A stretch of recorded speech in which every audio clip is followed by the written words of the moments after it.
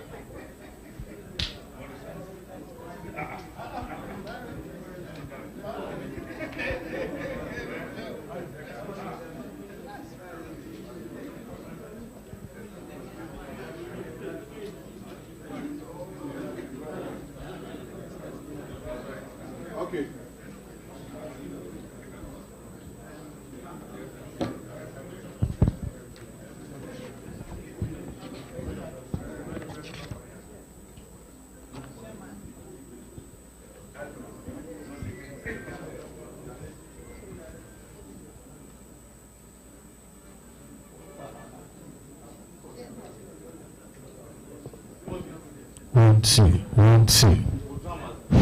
1 2. 1 2.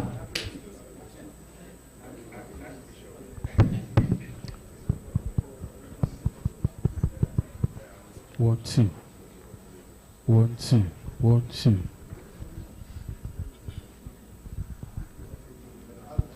One, two. We are about to start the 9th annual lecture or conference of the Guild of Corporate Online Publishers, Gocop. It is my pleasure to welcome you all. To get us started, may we please rise for the national anthem.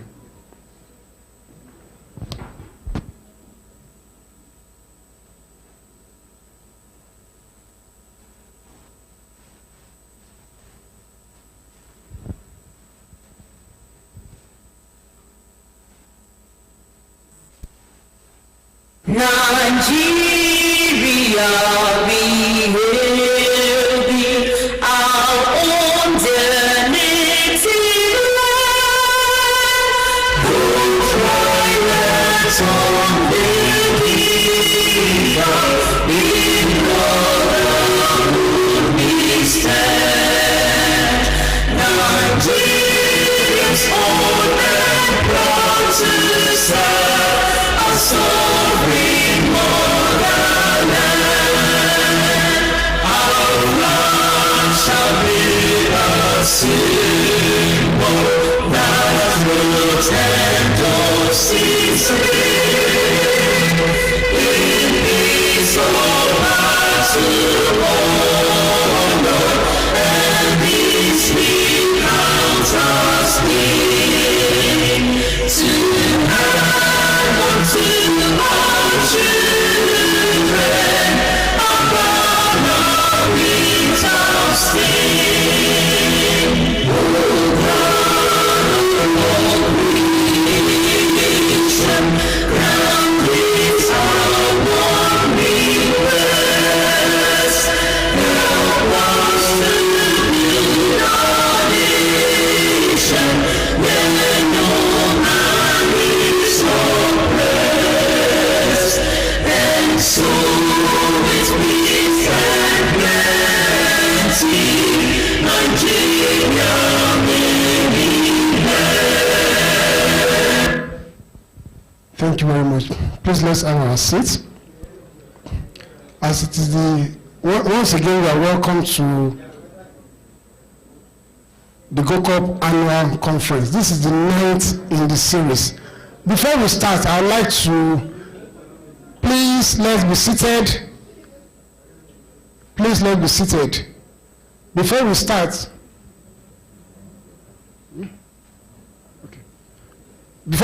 we'd like to actually give some advisories. This event is being streamed live. That means people are watching it all over the world. I would like to advise that you mind what you say, because what you are saying can actually be broadcast all over the world. So if you do not want anybody to hear what you are saying, please do not say it. Secondly, I hope that you told me walking around and talking. We have very distinguished guests with us today, so please let us respect them and sit down and keep quiet. And part of keeping quiet, humans are not the only one that should be quiet. Our phones too should be quiet. We will appreciate it if our phones do not make noise. And like I said yesterday, the only phone that we want to hear the sound of, the only exception we make is for iPhone 17 Pro Max, 2 terabytes. If your phone is not iPhone 17 Pro Max, I'm not saying iPhone 17, I'm not saying iPhone 17 Plus, iPhone 17 Pro Max, 2 terabytes.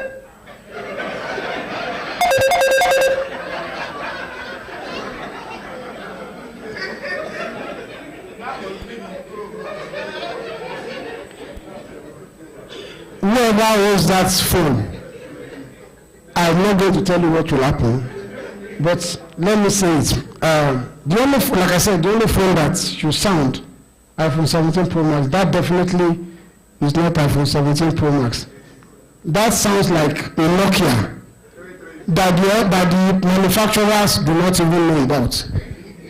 So once again, you are welcome to our annual conference, and it gives me great pleasure to see the distinguished faces here this morning. After 2 years, we are back in Lagos. Last year, our conference was in Kogi, Lokoja. 2 years ago, our conference was in Abuja. Now we are back in Lagos, the city that is vibrant, the city that never stops talking. And what we'll be doing here today is that we'll be doing a lot of talking. And we have eminently qualified people, distinguished guests to do that for us. So for that, I am grateful. So let me start by acknowledging our chairman, to recognize our chairman. He is a respected elder statesman, accomplished administrator, former deputy national chairman of the People's Democratic Party, a retired naval officer and an experienced leader who has contributed immensely to Nigeria's political evolution. Ladies and gentlemen, please welcome Chief Bode George, our chairman for today. It is fitting that I mention Chief Bode George first, and I'm going to lay emphasis on this again.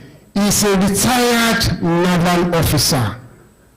That means retired naval officer, that's actually the way we are packaging the fact that he's a military officer.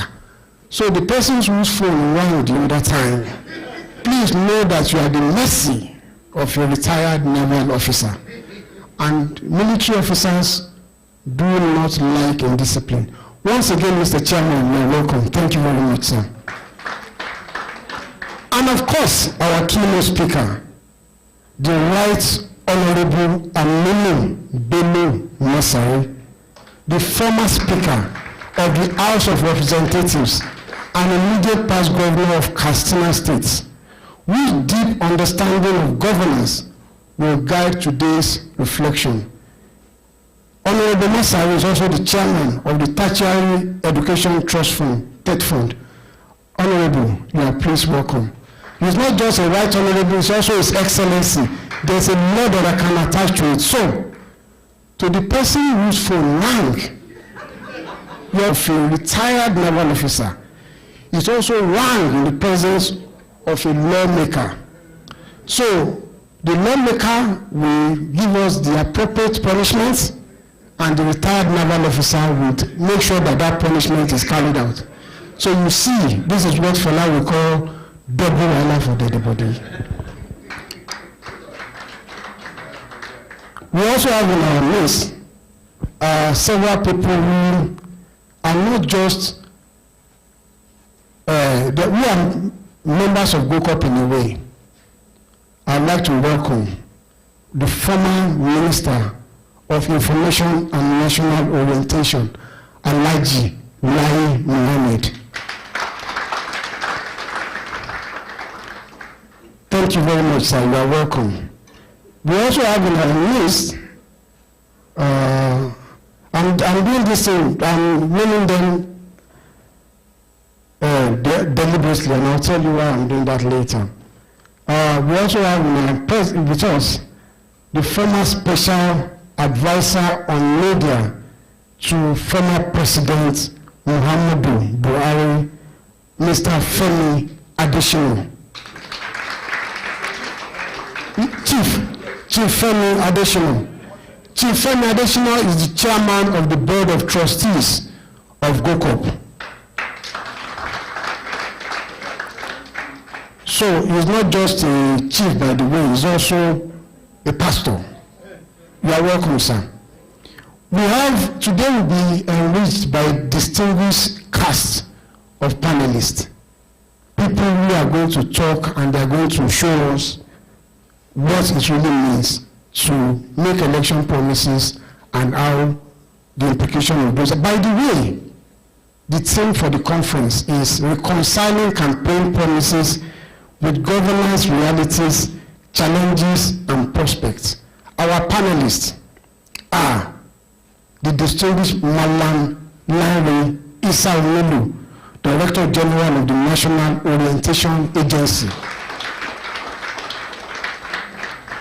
Malamisa Enibu is a friend of Gocop.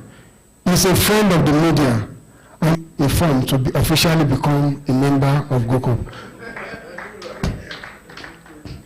We also have, as one of our panelists, Mr. Musikilu Majid, Editor-in-Chief and Chief Operating Officer of Premium Times Nigeria.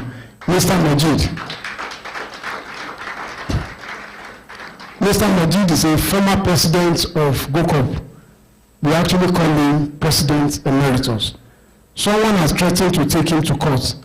I'm sure that after what happened 2 days ago, the person has had a rethink of taking Musikilu to court. Musikilu is not the kind of person we threaten to take to court.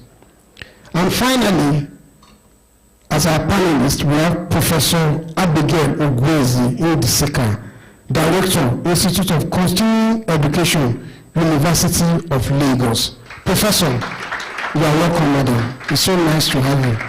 So to keep to quickly start, because I've been told that the Right Honorable and the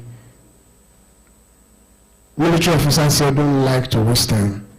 I will call on the President of Gocop, Maureen Chibo, to give us a welcome address. Maureen Chibo, PhD.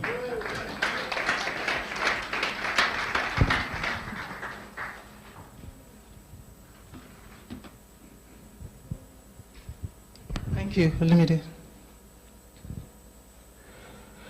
Good morning, distinguished ladies and gentlemen. It is my pleasure to welcome you all to this 9th annual conference of the Guild of Corporate Online Publishers. Please permit me to lavishly welcome our erudite and gentleman,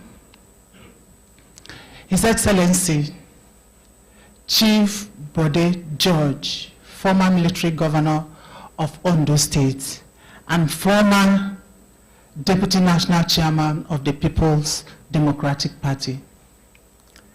Thank you, sir, for devoting your precious time to the cause of Gocop. We are encouraged by your sacrifice to be here today with us. We know all the travels you made to be here. Thank you so much for coming. I also warmly and delightfully welcome our guest speaker, His Excellency Right Honorable Aminu Bello Masari, CFR, former Speaker, House of Representatives, and former Governor, Kaduna State. Sorry, Katsina State, that's what I, former Governor, Katsina State, and Chairman, Jet Fund, who is to titillate our brains on the apt and timely topic, reconciling campaign promises with governance realities, challenges and prospects. I do not doubt that you will do justice to this topic. I also welcome Chief Lanre Issa Onilu, Director General of National Orientation Agency, Professor Abigail Ogwezi Indiseka, Director, Institute of Continuing Education, UNILAG, and Chief Femi Adesina, Senior Special Advisor to President Muhammadu Buhari, and our noble and warm friend who is always with us each time we invite him, Alhaji Lai Mohammed, former Honorable Minister of Information. You are all warmly welcome, sir. Your Excellencies, Mr. Chairman, ladies and gentlemen, please permit me to duly acknowledge the presence of my predecessors.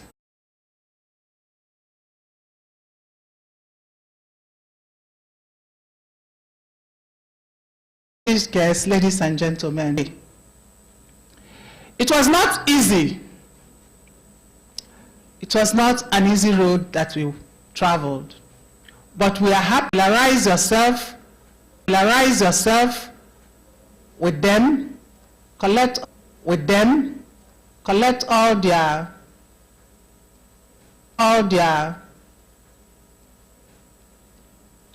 contacts and follow up with them. That's how they will be able to support your businesses. Also, quickly familiarize yourself with Gocop activities. And to achieve this, we have two publications. One is Gocop at a glance, and the other is the Nigeria Media Renaissance, which we launched in July this year. They contain all information about Gocop constitution, welfare policies, history respectively. Remember that the Ombudsman Disciplinary Committee Chairman is watching you, and stay clear of fake news and unethical practices to avoid losing your membership. Distinguished institutions who supported this conference, especially those who have used their good offices to give succor to our businesses. My deep appreciation goes to all state governments, Lagos, Ekiti, Delta, Kogi, Ministry of Information, Central Bank of Nigeria, LNG, Seplat, Zenith Bank, NCC, Sahara Group, Shell, First Bank, Access Bank, NOA, Dangote Group, FCMB, Emadeb Energy, Raw Materials Research and Development Council, Cetraco, T-Trumpy Concept, Nestle, Sovereign Trust Insurance Company, and NNPCL, who have supported us. I thank and welcome you all. God bless your various businesses so you can continue to support us in the future. On this note, may I once again welcome you all to this conference in the Center of Excellence. And I look forward to meeting you again in October 2026 as a loyal member of Gocop under the newly minted President Danlami Modu MNI. Thank you for listening. God bless Nigeria. God bless Gocop.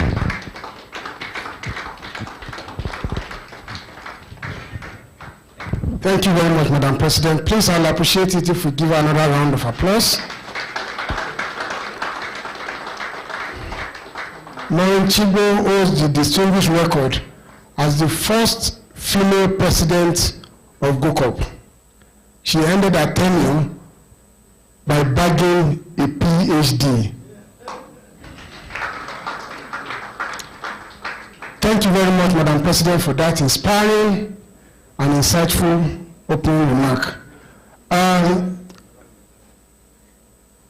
like to recognize a very important person who is a member of the delegation with the Right Honorable Aminu Masari. He is the immediate Director General of the Federal Radio Corporation of Nigeria, FRCN. Ladies and gentlemen, please welcome Dr. Mansour Liman. We'll be doing another introduction as we go along, but I just realized that I actually didn't introduce myself when I started. I was in such a hurry. But again, let me also, because they may not give me this job next year. So let me say this. My name is Olumide Yoda. I'm the General Secretary of Gocop. And I'm also the mascot of Gocop. Thank you very much. So it is my honor now to welcome Chief Olabode George. Chief Olabode George.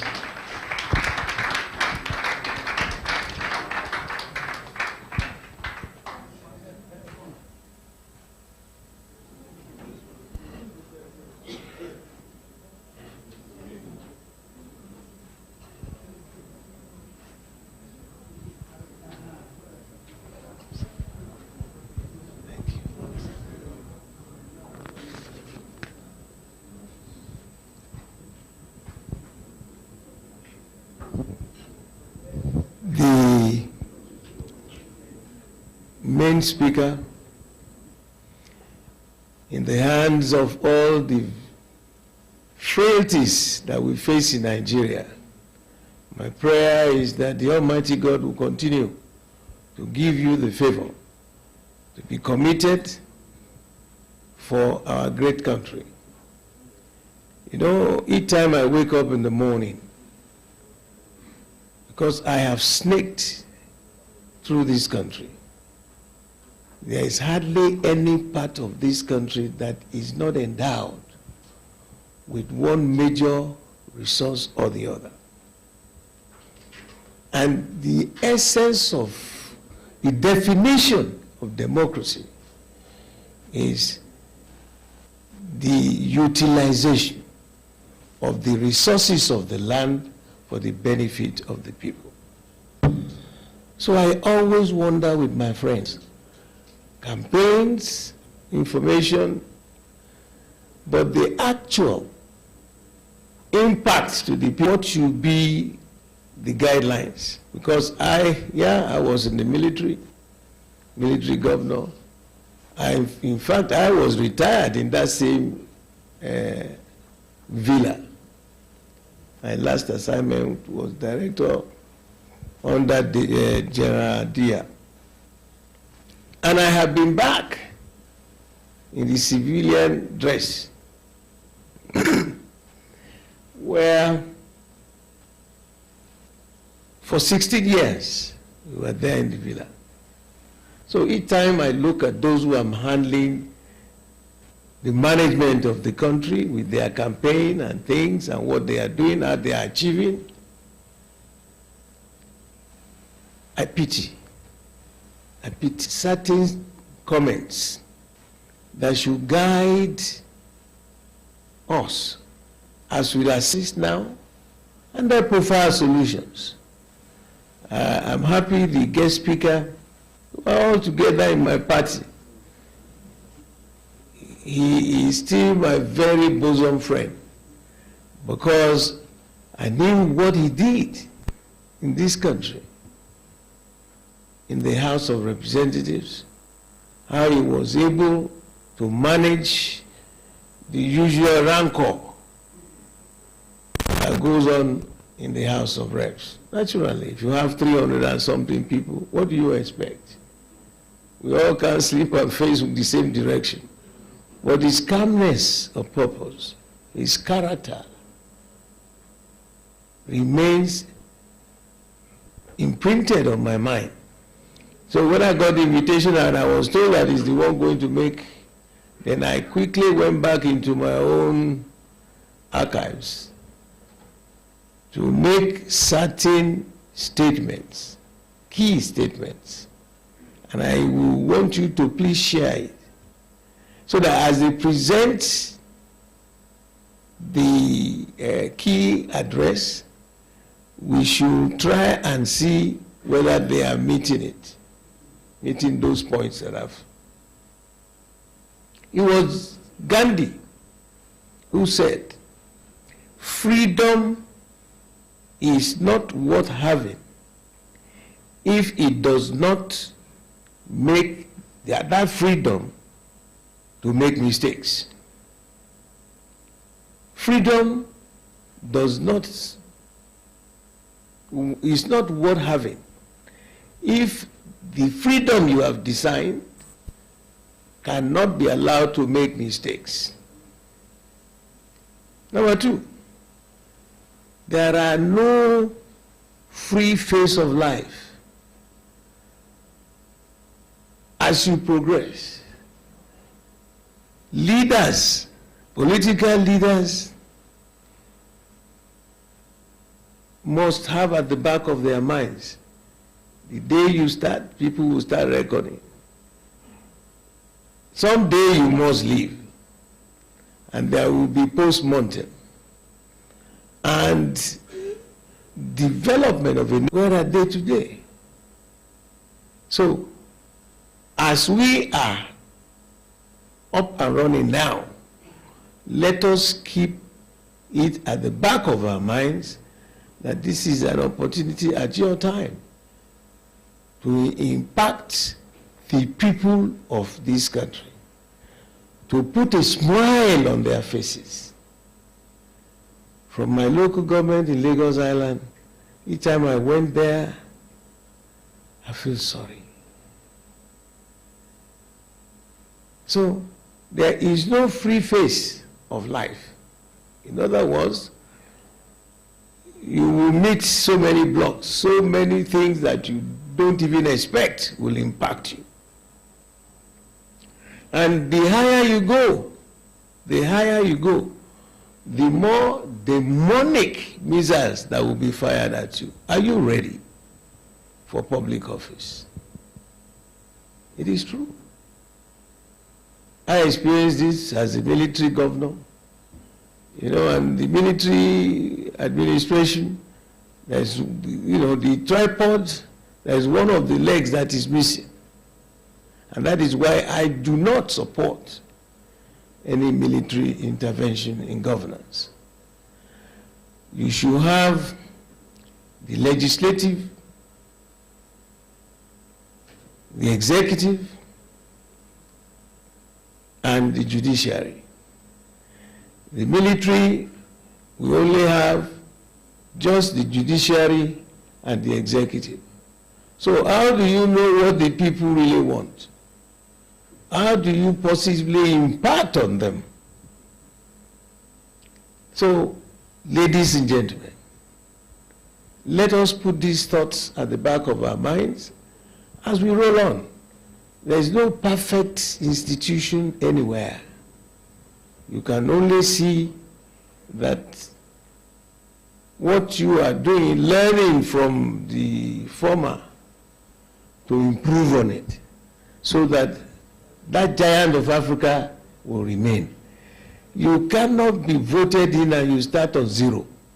Even if it's the opposition party, you are still going to govern this same country called Nigeria.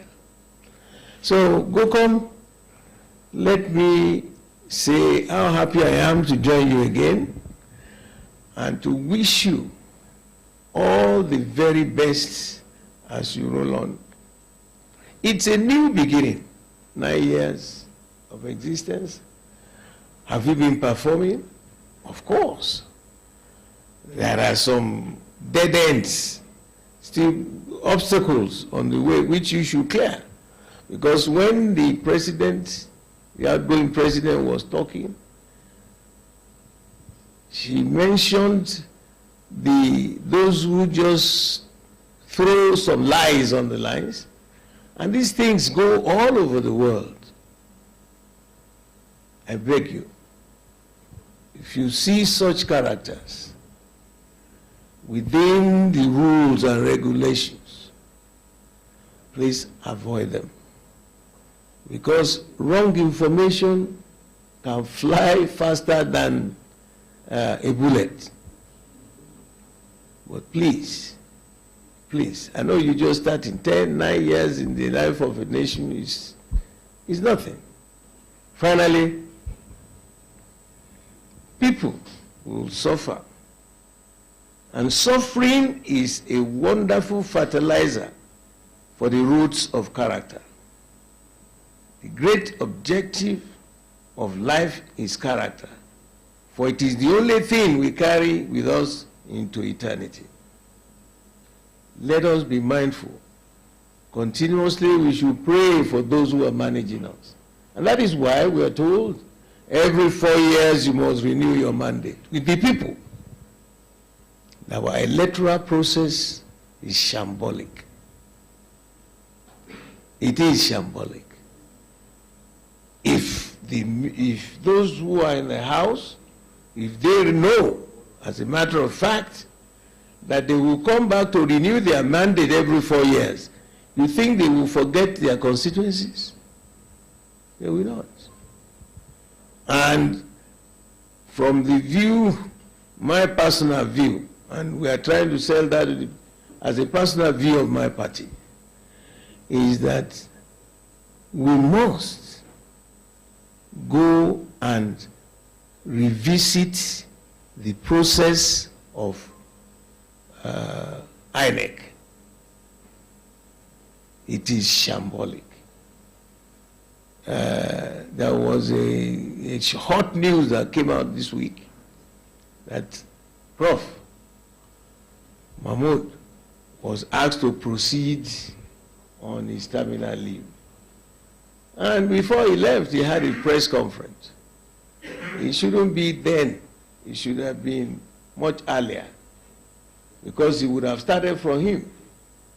He listed a load of information about things that they need to do. And not long after that, Mahmoud was asked to proceed on his terminal leave. It will be well with our country. I can't hear you.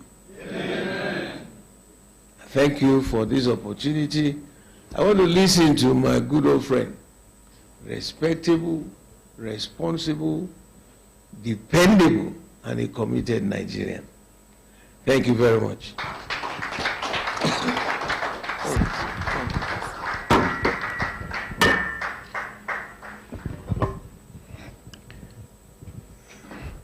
Thank you very much, sir. You've spoken like a true elder statesman. Ladies and gentlemen, once again, let us appreciate our chairman.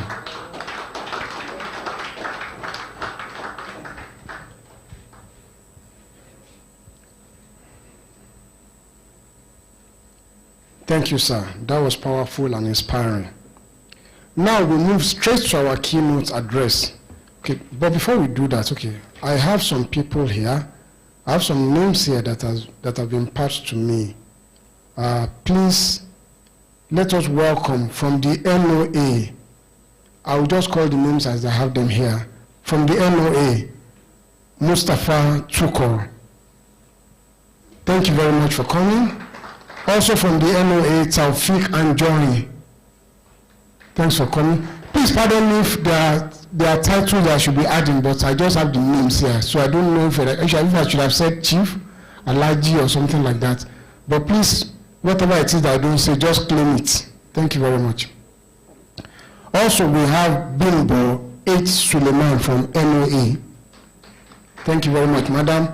We have Yusuf Nodu, also from the NOA. Okay, thank you very much, sir. Then from the NCAA, a member of Gocop, Mr. Horatius Egwa. And also Adedayo Ogunbi. Thank you very much, staff, for coming. So, like I said earlier, we now move on to the keynote address, which is the heart of today's deliberation. And that will be delivered by none other than Right Honorable Aminu Bello Masari, the former Speaker of the House of Representatives. Ladies and gentlemen, please make welcome Right Honorable Aminu Bello Masari. Please clap properly. Like Chief Judge said, he once spoke for the entire country. You're welcome, sir. Well, let me start by thanking Gocop, not for inviting me here, but for making it possible to meet my boss, my Oga, whom I have been trying to locate, Chief Bode George. I think I'm very happy for him, for remaining and being who he is, consistent and constant. I think in the last remaining pillar of PDP, as far as I can remember in this country, against all odds, he stayed, and he's still staying. But for some of us, when the iron was too hot, we left. So I'm very pleased to meet you and see you here. And my friend, well, we speak on phone sometimes, Alhaji Muhammad. We have been in the trenches with him for quite some time. before all of us ended up in government. Femi Adesina was also a colleague in governance, and a host of others. I'm very pleased to meet them, to remember the old good days. Days are always good, depending on who you are and what you want to be. So let me start my address by acknowledging the president of Gocop and the other executive members of Gocop and the fellow members of Gocop.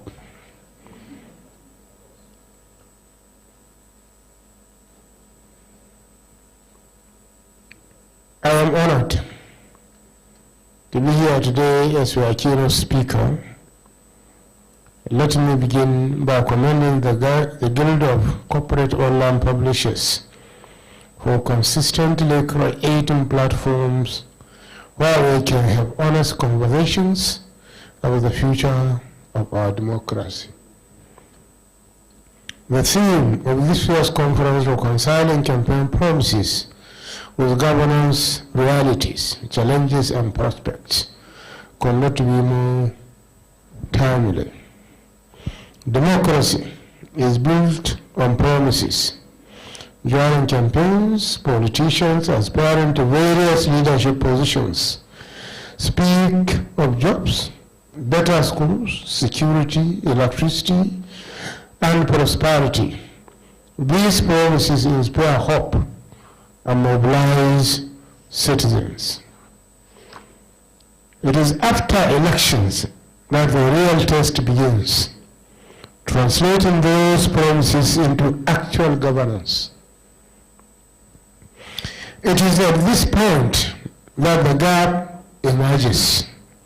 Citizens who are full of hope during campaigns are often confronted with realities that seem far removed from what was promised. This tension between hope and disillusionment has been one of the defining features of politics in Nigeria and in many African countries. Having served as Speaker of the House of Representatives and later as Governor of Katsina State, I have seen both sides of the coin. In the legislature, I saw how citizens' aspirations are transformed into policies, laws, and oversight functions. In the executive, I experienced the complexities of implementation, limited resources, competing demands, and unexpected desires and cries. From these experiences, I came to the conclusion that while campaign promises are necessary to inspire hope, governance realities require tough choices, careful prioritization, and sometimes painful trade-offs. It is these trade-offs that are sometimes, or even most often, regarded as unfulfilled promises. In addition, there are several reasons why campaign promises often fail to translate into outcomes. Many manifestos are aspirational documents, not grounded in the reality of available resources or institutional capacity. Fiscal constraints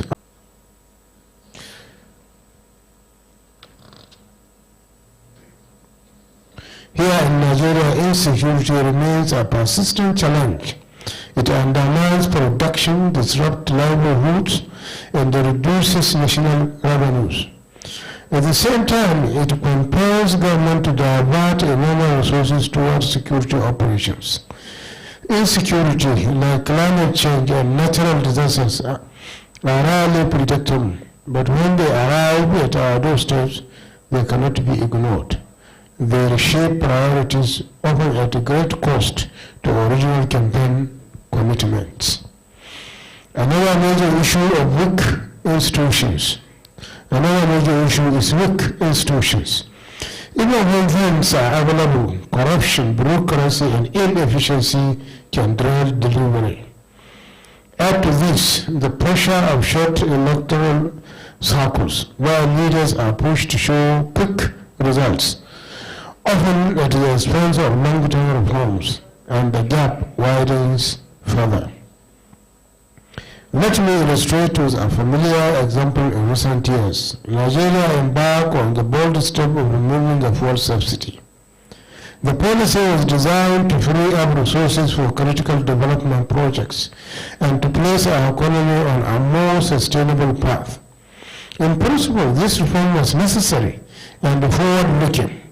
However, like many reforms of this nature across the world, it also came with immediate adjustments. Transport costs rose, food prices increased, and citizens felt the unexpected accompanying pain.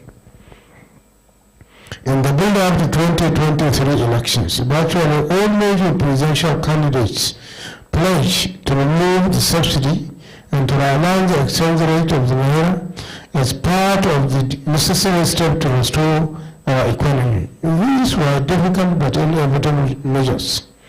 The challenge, however, was that their consequences were not fully interrogated in the public space. Citizens were not adequately prepared for the temporary hardship and reform such reforms could bring. It is only now with implementation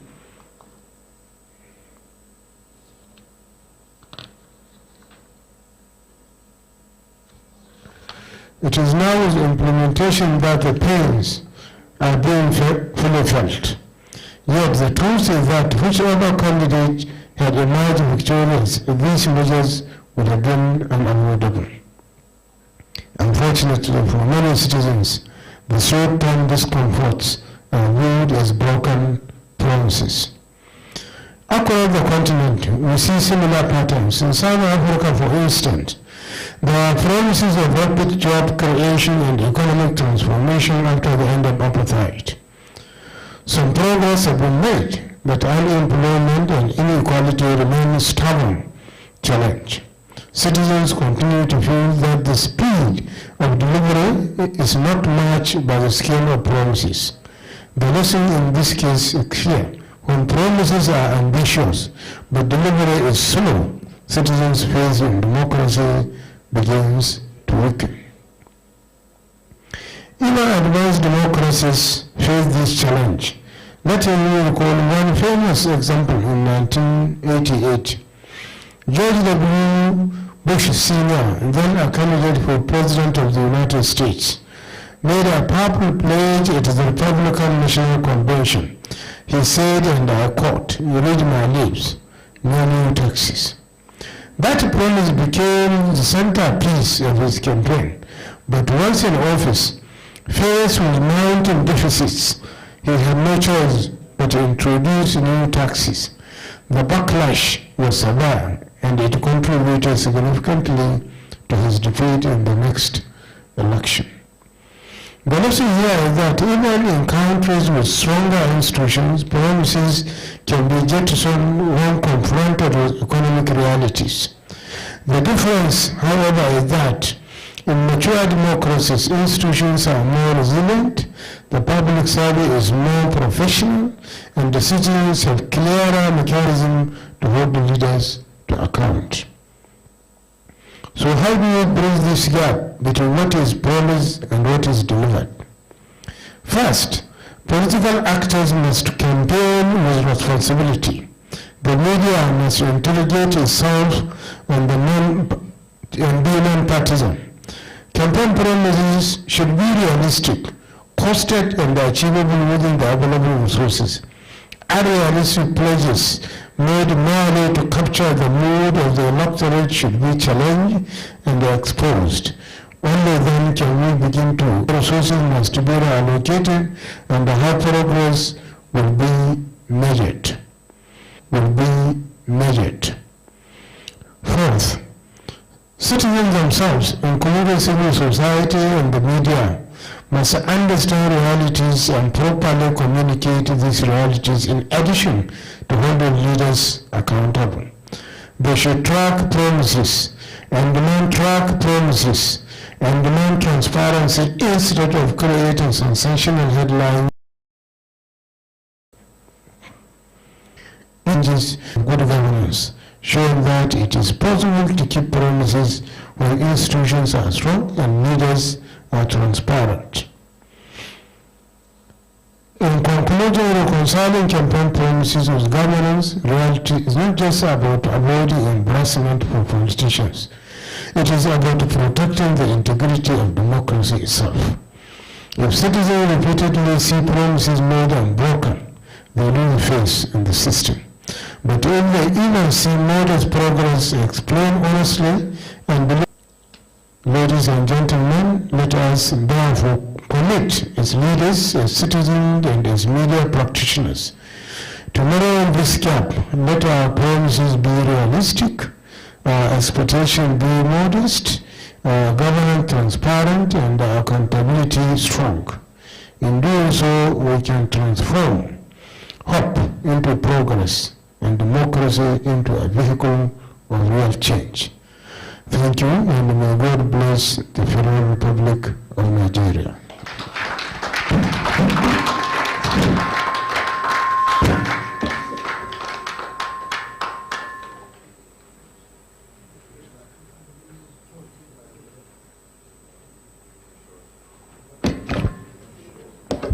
Once again, please let's give a warm round of applause to our keynote speaker, the Right Honorable Aminu Bello Masari. Thank you very much, sir. That was thoughtful and enlightening.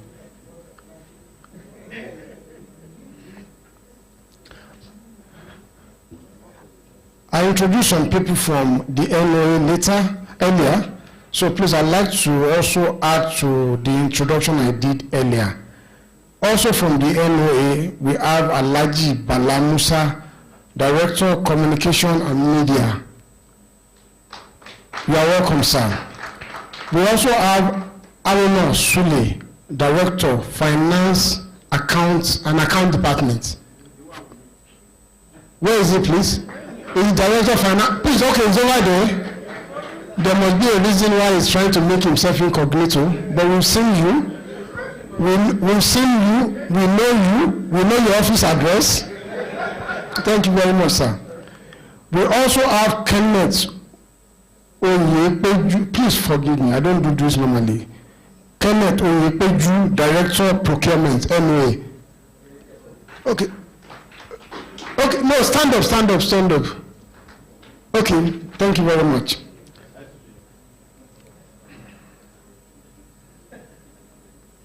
Okay, so now, distinguished ladies and gentlemen, we now move to the panel session.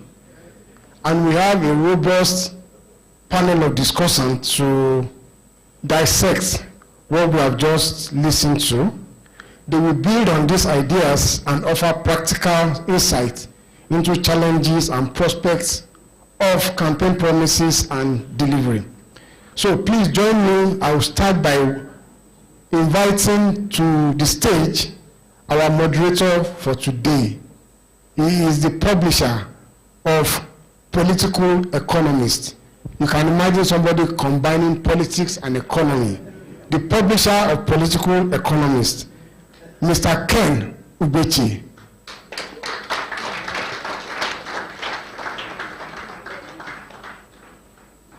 Mr. Ken is a veteran and accomplished journalist. You are welcome, sir.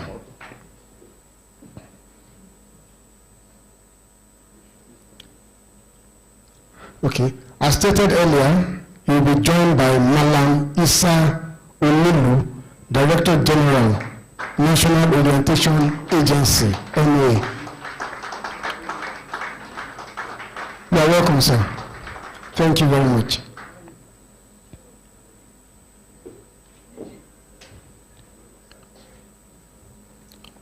Also coming on stage is Professor Abigail Ogwezi Ndisika, Director, Institute of Continuing Education, University of Lagos, UNILAG.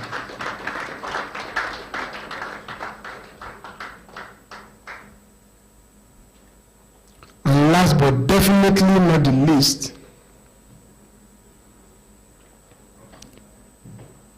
is the editor-in-chief, chief operating officer, co-founder, Premium Times Nigeria, Mr. Musikilu Mojid.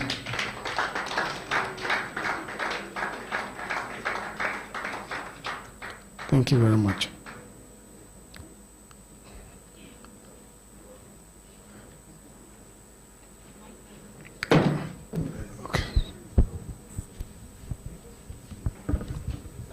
Okay. And I'd like to state that officially, for the record, Gocop started in October 2013, which means that the association is 12 years old.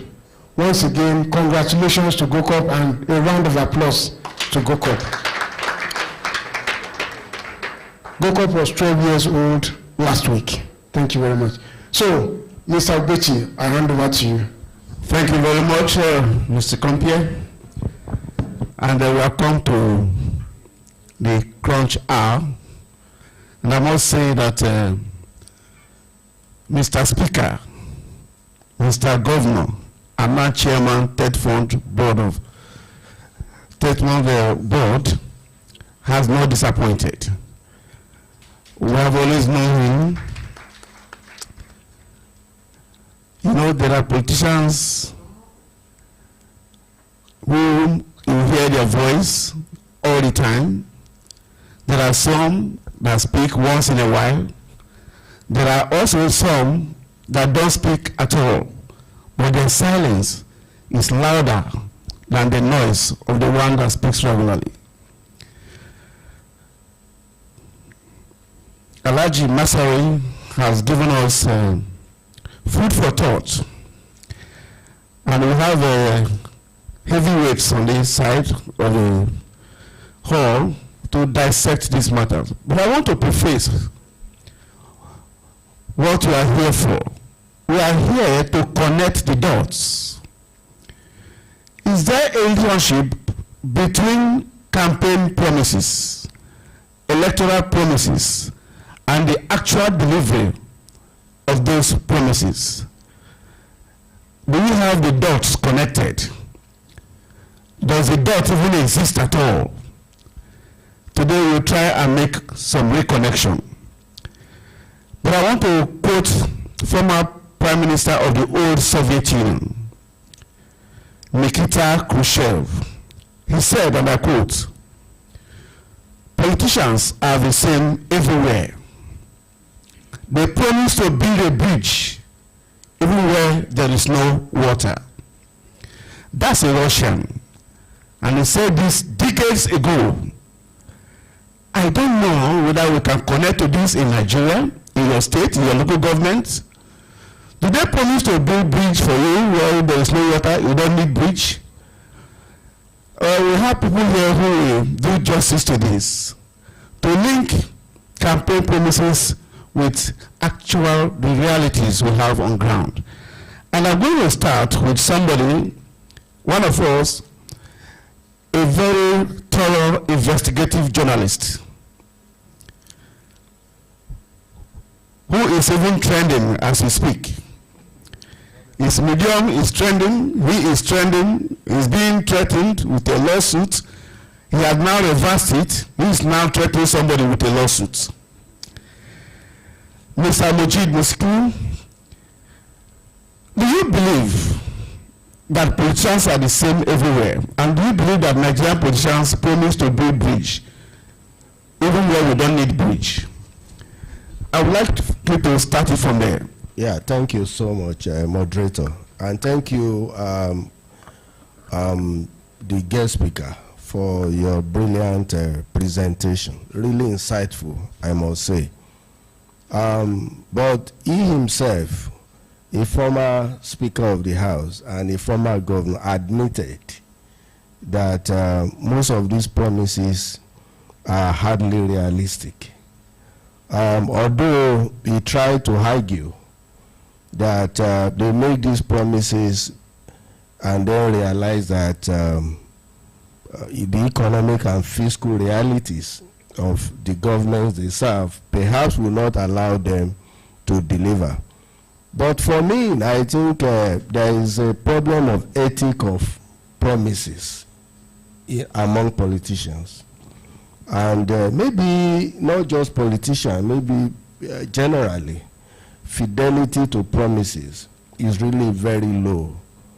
And then you see that promises among politicians in our country are mere rhetorics to confuse and to win election. They know too well. So when they go on this campaign trail, they simply say the things that will make people clap. Some of these politicians are never prepared to govern or to deliver. They only mount the rostrum to say to people and give hope, even when they do not know the revenue available to their states or to their local government. All they want to do is to win election, because they also know too well that our memories are very short, that whatever they say, they will say it and get away with it. Most times, and which is why I remain grateful to him, because he tried to underline the role of the media in all of this. Those of us who cover political campaigns, all we do is to emphasize the rhetoric that they bring to the table. I will bring bridge to this local government, we'll build school, we'll do this, we'll do that. And then we don't even ask the ordinary people who are the campaign ground whether similar promises were made before. So for me, I don't think there is a disconnection in this country, and maybe elsewhere, between campaign promises and reality. Most times I can't remember where people make promises. Some people who succeed among politicians in Nigeria, just accidental successes to me, because I don't think they really meant to deliver. I'm not sure they really even plan to deliver. I'm not sure they are aware of the path to delivery. Thank you very much, Mr. Mojid Muskilu. Can we give a round of applause for him? I'm going to skip Professor Ndisika, and I'll come to the man who is in power and with power. I'm asking you to speak next, because the man on the other side is the opposite of you. He's the one who is trying to bring you to account to the people. Do you agree that the realities we see on ground connect directly with the promises they made during electioneering? And I want you to premise your answer on the fact that you are now in power. You speak for a government. The government you speak for, how do you relate what they are doing now with what they promised Nigerians? Yes. Thank you very much. Good morning once again. Let me start by acknowledging the speaker of today. It was actually not just a keynote, you know, he was able to dissect this issue from all the necessary angles, I must say. Thank you for that insightful delivery. Let me start by saying, you know, there's a question you asked him, whether this is what happens all over the world. And I would say the degrees may be different, but it's the same thing. I remember Tony Blair in one of when I was on the other side, the This Day Award, those days he was here, and we were in the holding room, and we were just having light discussion. And he said that he wanted to be a billionaire, but the system in the United Kingdom will make it impossible for him. I'm sure we can connect with what he was talking about. that it has to do with the system. Yeah. And when we are talking of the system, we are not talking of just the public system. We are not talking of just government. There are stakeholders outside of government that also play a role in determining how far this can go. Yeah. So the first thing we should be asking ourselves, how much of a factor is manifesto in winning election? And I don't see manifesto as a factor yet in this country. And for us who are journalists, how much of effort do we make to hold people to account at the point of campaign, tying them to their manifesto? We do not play so much emphasis on the manifesto as journalists, as media. We also follow the rhetoric, just as Musikilu said, and we, populate our airtime, media spaces, with issues that are not very important to the delivery of the dividends of democracy. So until we make manifesto a factor, that would happen. You want me to go into what this government is doing, and I would believe it is too early. Otherwise, I'm experiencing for the first time when candidates, most candidates that produce manifestos, many of them do not see the manifestos. So people prepare manifestos. And so it is not their manifesto. And because we are also practicing presidential democracy, it means that it is the party's manifesto, not individuals' manifesto. So when you have a manifesto for a government, it is either the APC as we have it now, it is the governing party's manifesto, not President Bola Ahmed Tinubu's manifesto. So it means even the councillor in one ward who is contesting under APC is doing that having subscribed to that manifesto. And that's why you'd wonder when some people are trying to ask National Assembly why you are rubber stamp. If the governing party has a majority in the National Assembly and they are operating the same manifesto, that's not rubber stamp, that's fulfilling manifesto.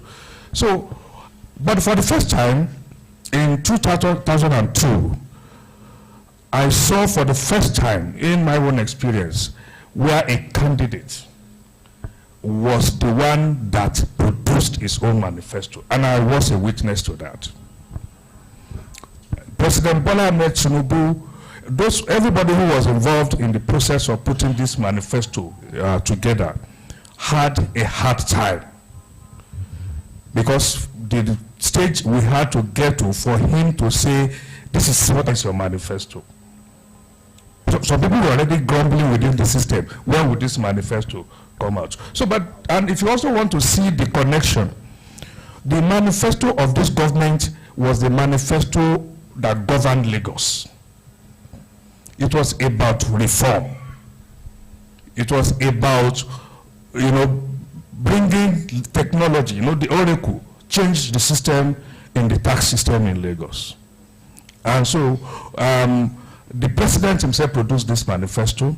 He understands what is there, and I can begin to list issues that were in the manifesto. Okay, let me just pause. Have been implemented now. Let me just pause you here. We have a scholar in our midst who has media professionals, journalists. Prof, you are not just in charge of the Institute of Continuing Education. You are a professor of communications, and you live in this country, and you've been part of the media, being member of the editorial board of different newspapers. Would you say that the media in this country, Nigerian media, that ought to be the watchdog, a mirror, holding a mirror before the politicians, would you say that the media has been efficiently effective in auditing the campaign promises of politicians? The media, it ought to be an auditor. Auditor comes at the end of the day to check the income and expenditure, and whether there have been a balance between what is coming in and what's going out. Has the media done any justification to auditing and holding public office actors to account to the people? Thank you very much. Let me also join the other panelists to commend the keynote speaker. I took notes copiously, and also the chairman of this occasion. I've been asked to speak on media and accountability. Yep. I think that's why the media is actually referred to the press as the fourth estate of the realm. We are here talking about reconciling campaign promises with governance realities, challenges and prospects. This is part of it. And as the chairman did say, looking at reconciling campaign promises and governance is not a 100 meters dash. The media, they have been in it. I mean, the fight has been pre-independence till now. It's not a 100 meters dash. They're working, but I believe they can do more. And I also think that we should try to situate our evaluation of the media within the ecosystem, the media ecosystem, the political economy of the media.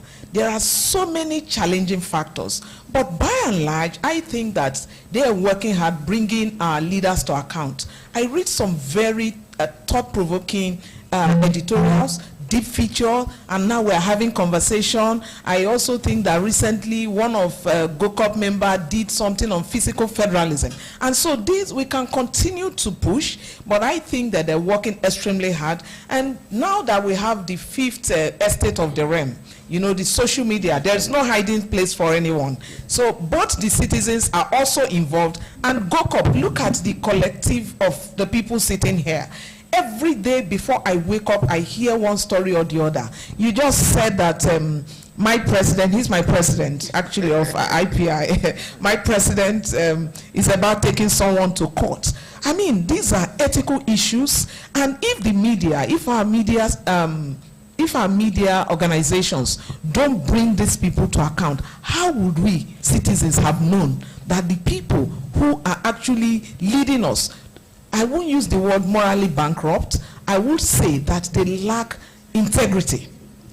And so you can't mount a position of leadership and you are able to deliver hope to people without capacity.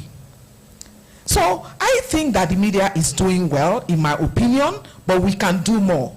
They have had several projects, media and accountability, a 3-year project, and it was focused on media organizations that are not legacy media, because the political economy will not allow some of them to cough. So the self-censorship in most of those organizations quite strong. But the Gocop and the fifth estate of the realm, they are freer.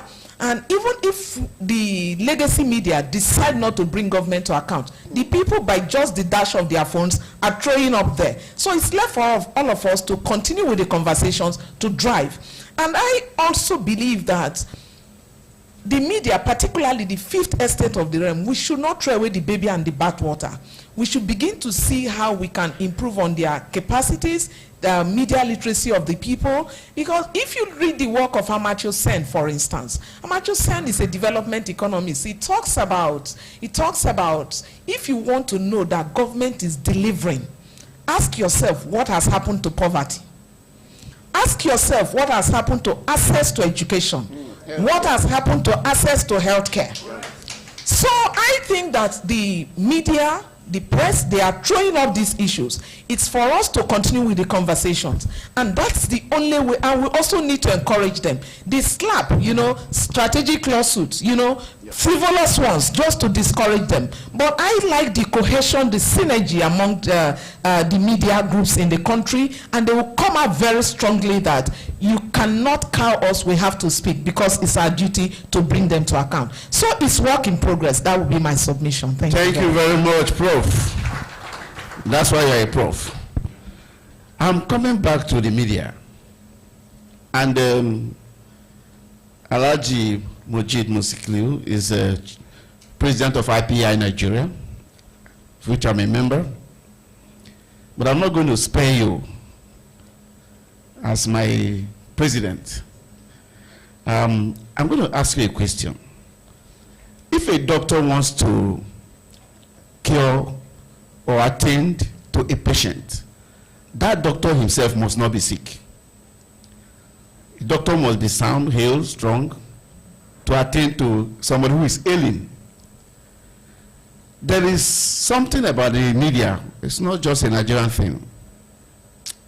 People say that the media itself is not healthy, morally so, in a manner that it should be able to stand to bring another person to account. Is there hypocrisy in the media? Is the media morally enabled, morally equipped? I'm not saying intellectually now.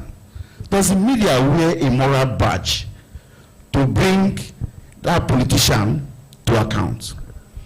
Well, thank you. You know, when you find people that are morally upright, it is most likely that they are all right in other forms. So when the economy of the media in this country is a very difficult one. We have colleagues who are hardly paid salaries, all kinds of difficulty in the media. You see government always enabling other sectors. They enable aviation. They say aviation fund, entertainment fund, all kind of support. The media hardly get any support. So the truth is that the media in Nigeria is struggling. Nobody cares. It even does appear that politicians enjoy the fact that the media is in that state. It's anemic. Because it's unable to hold them to account. When you have been disempowered, you have been weakened. So nobody is interested in saying, okay, how does the media get newsprint? All the newsprint, the Okuiboku and all of that, they are all dead. You need to import newsprint. Nobody cares about. When they were giving COVID-19 fund to sectors, nobody bothered about the media because they always want the media to be on its knees. So it's never able to stand strongly. So the consequences are that you find media organizations that are barely struggling. At times, the Speaker of the House is here.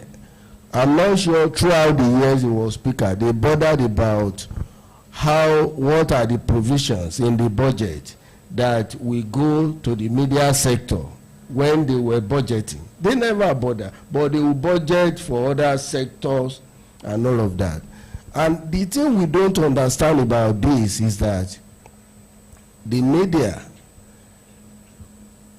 we all need the media. Yep. At one point. You may be in power and think that it is important for the media to be weak so that you are at peace. But when you are out of power, you will need the media.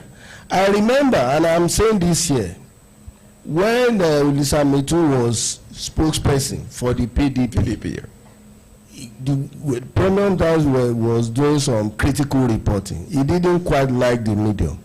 But when he was out of power, and he was in trouble, he came to the same media organization to say, you guys are credible.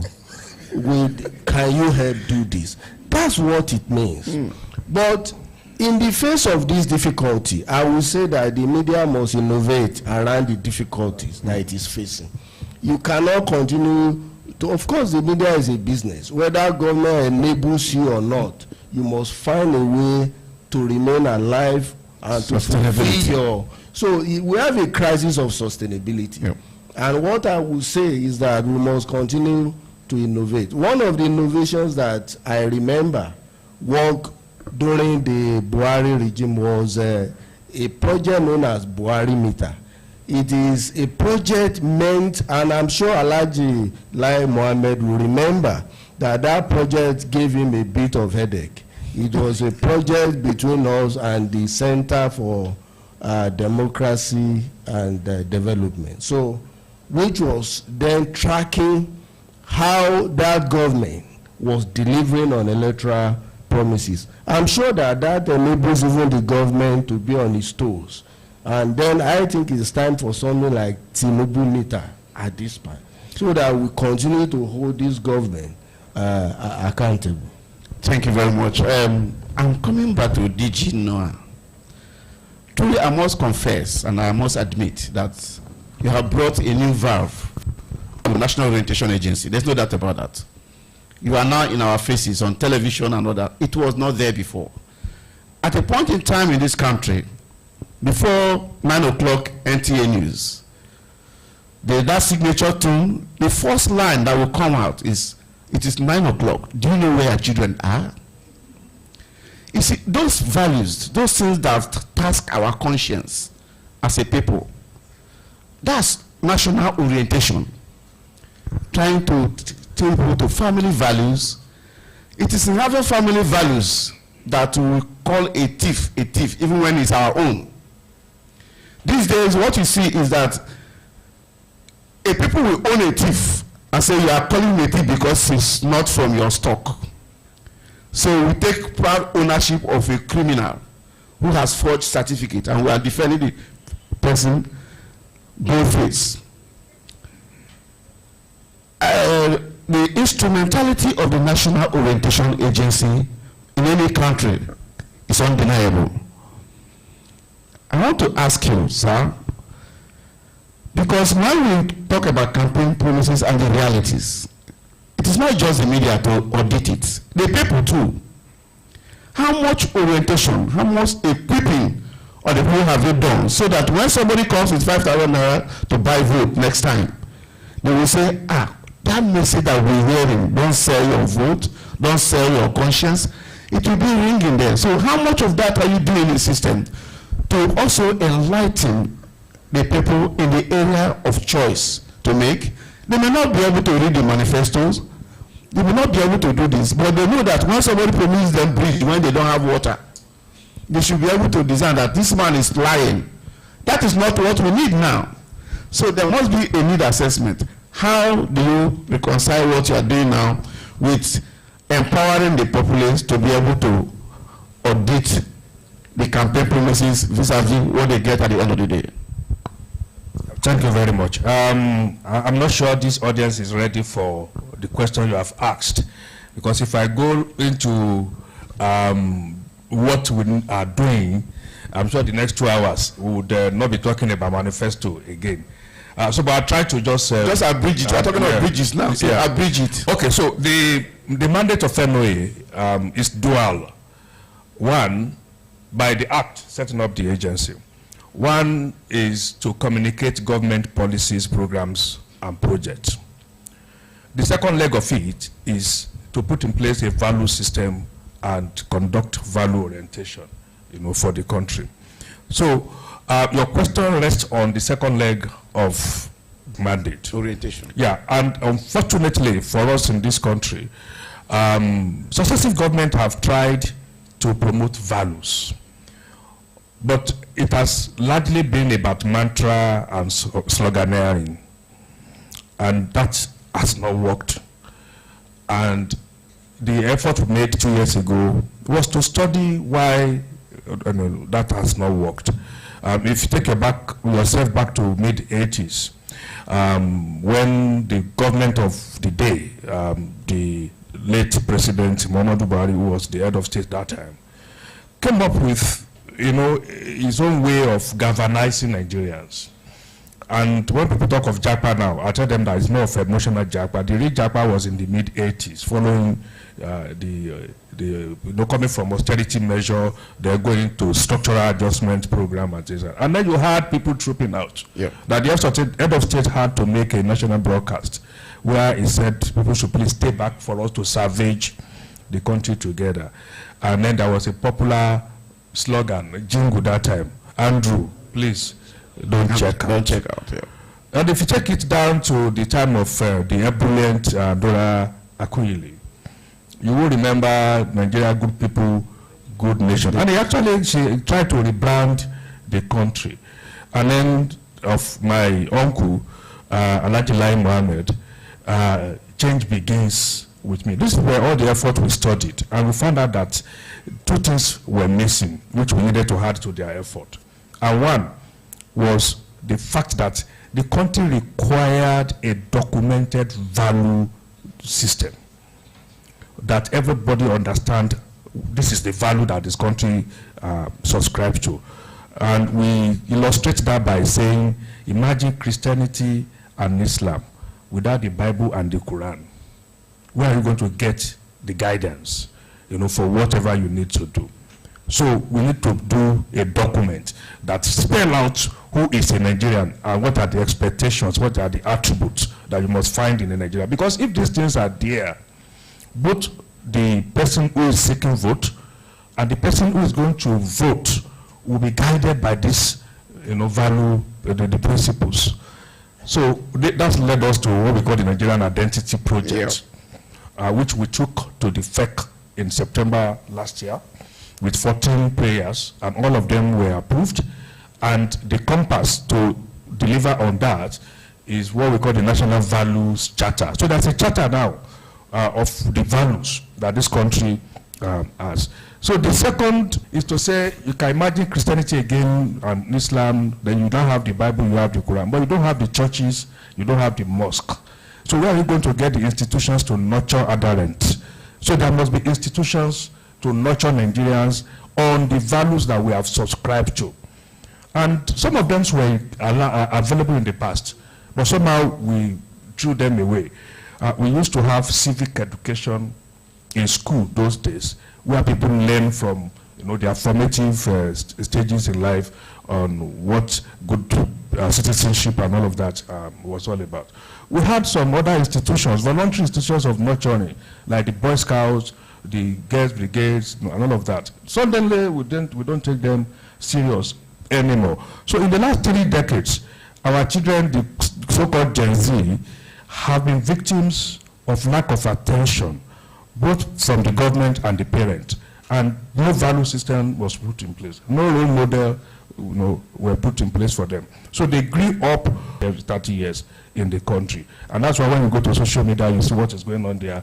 You wonder why things are different. Yeah, it's because there are no. So to cut it short, would naturally not happen. So if you say I'm a good Christian, people already know what you are talking about and what they should expect from you. If you say I'm a good Muslim, people understand what you are saying and what they should expect from you. So if you say I'm a good Nigerian, what exactly do you mean? We should also understand that subject we call citizenship study, where you learn what it means. Citizenship study, where you learn what it means to be a Nigerian. And that is what happens in other countries.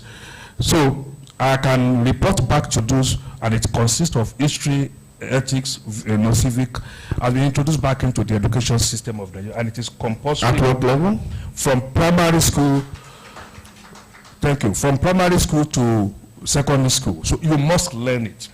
And when you also now, currently we've set up a joint committee with the Board of Polytechnics and Colleges of Education that people do university, which is compulsory, then the university, which is compulsory, then the value system is going to be incorporated into it also. So when you leave your, is going to be incorporated into it also. So when you leave your university, or you're given a certificate which says you have been found worthy in learning and character, that is the character aspect of that. So that is one of the 7. And that's why I said the time. Thank you. But smart leadership, smart government, you must find a way to bring something. They now wrap its history into. I like the fact that we are going back to that foundation that was destroyed. And that brings me to Prof. Because you, as somebody who knows character and content at the level that you've been doing it consistently, you must have,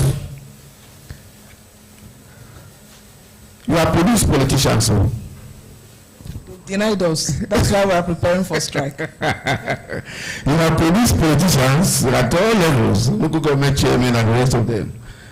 And do you sit back and wonder what has happened? Is it the person that I thought?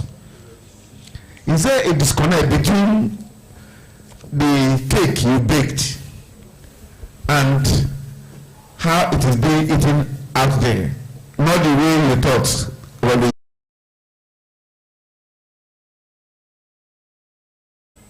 We don't do magic in the institutions of learning. DGNOA has really hit the nail on the head.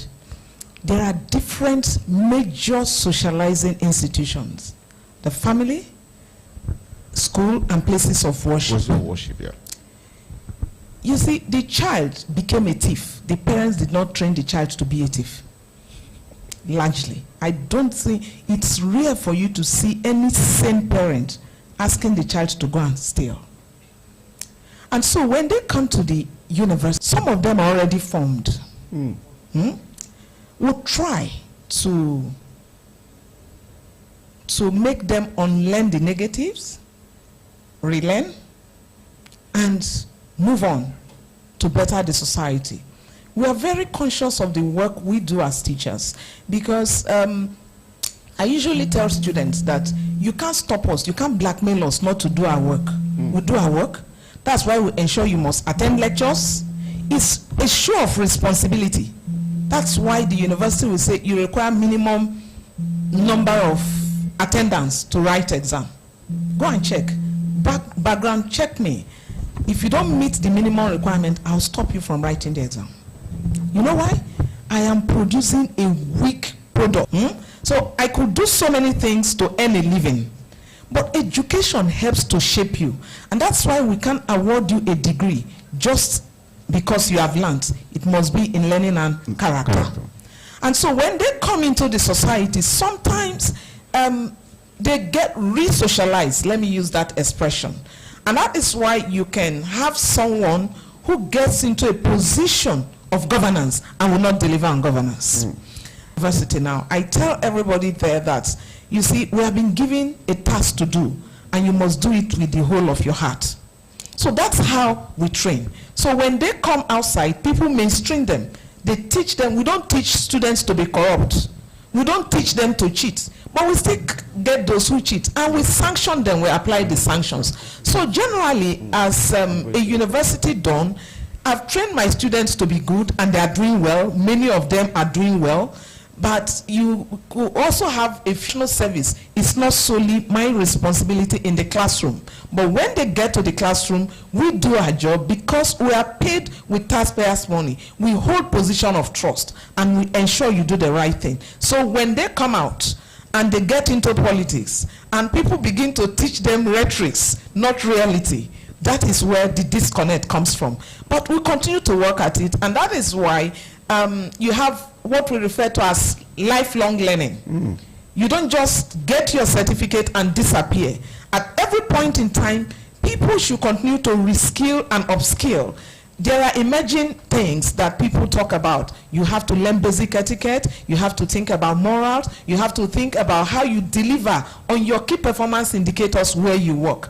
Because if you don't do that, that unit has failed. The country is made up of both the public and private sector. Why do we have people, for instance, in the private sector that are successful, and when they get to the public sector, they are not, and vice versa? And so there are a lot of issues, but largely the university, given the kind of curriculum that we run, we have put it in such a way that when you graduate from any level of education, you are trained for service. You went to the university, you are doing well. He went to the university, is doing well. Here in university, almost everybody here. So I think that I will credit our institutions of learning. They are doing an excellent job. And you see that we continue to revise our curriculum. He just